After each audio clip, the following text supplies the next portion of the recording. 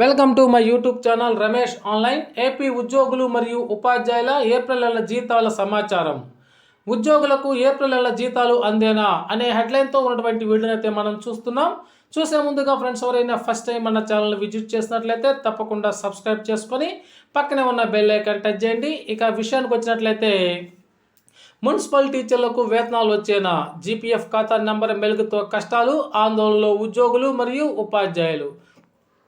April నెల వేతనాలు తమకు పడతాయా లేదా అని మున్సిపల్ ఉద్యోగులు ఆందోళన చెందుతున్నారు. సాధారణ ప్రావిడెంట్ ఫండ్ జీపీఎఫ్ లేదా కాంట్రిబ్యూటరీ పెన్షన్ స్కీమ్ సిపిఎస్ అకౌంట్లు అప్డేట్ నెంబర్లు లేని వారికి వేతనాలు డ్రా చేయడానికి వీలుండదని ఆర్థిక శాఖ ఇచ్చిన ఆదేశాలు ఉపాధ్యాయులతో పాటు ఆ శాఖ ఉద్యోగుల్లో ఆందోళన నెలకొంది. వేతనాల కోసం GPF permanent retirement account number PRAN నంబర్లు సమర్పించాలని ఆర్థిక శాఖ తమ వెబ్సైట్లో పేర్కొంది. ఏళ్ల తరబడి మున్సిపల్ శాఖ పరిధిలో పనిచేస్తున్న ఉపాధ్యాయులు ఉద్యోగులకు ఇప్పటి వరకు జీపీఎఫ్ సిపిఎస్ ఖాతాలు లేవు. వీటిని ఏర్పాటు చేయాలని ఉపాధ్యాయ సంఘాలు, మున్సిపల్ ఉద్యోగ సంఘాలు చాలాసార్లు రాష్ట్ర ప్రభుత్వానికి వినతి పత్రాలు అందించిన ఫలితం లేకుండా పోయింది. రాష్ట్రంలో 2114 మున్సిపల్ పాఠశాలలు ఉన్నాయి. మొత్తం 13,948 ఉపాధ్యాయ పోస్టులు ఉండగా 12,006 మంది పనిచేస్తున్నారు. 1942 పోస్టులు ఖాళీగా ఉన్నాయి.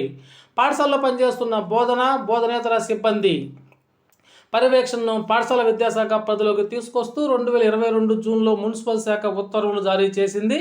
మండల, జిల్లా పరిషత్ ఉపాధ్యాయులకు ఉన్న జీపీఎఫ్ వంటి సౌకర్యాలు కల్పిస్తామని హామీ ఇచ్చింది. ఉత్తర్వులు విడుదలై 2 నెలలు గడుస్తున్నాయి. ఇప్పటి వరకు ఇచ్చిన హామీ నెరవేరలేదు. ఉన్నత పాఠశాల ఉపాధ్యాయుల వేతనాలు ఆయా పాఠశాలల ప్రధాన ఉపాధ్యాయులు, అదేవిధంగా ప్రాథమిక పాఠశాల ఉపాధ్యాయులకు మండల విద్యాశాఖ అధికారి ఎంఈఓ ఇచ్చేలా డీడీఓ అధికారాలను ఇటీవల రాష్ట్ర ప్రభుత్వం ఇచ్చింది. జీపీఎఫ్ నెంబర్లు ఏర్పాటు రాష్ట్ర ప్రభుత్వం విఫలమవడంతో ఈ పరిస్థితి ఏర్పడిందని ఉపాధ్యాయ సంఘాల నాయకులు ఆగ్రహం వ్యక్తం చేస్తున్నారు. అయితే ఖాతాల ఏర్పాటుకు సంబంధించినటువంటి ఫైలు ఆర్థిక శాఖ, పాఠశాల విద్యాశాఖ, మున్సిపల్ శాఖ సిఎఫ్ఎంఎస్ చుట్టూ చక్కర్లు కొడుతుందే తప్ప పరిష్కారం కాలేదు. ఈ అంశంపై ఆయా శాఖల అధికారులకి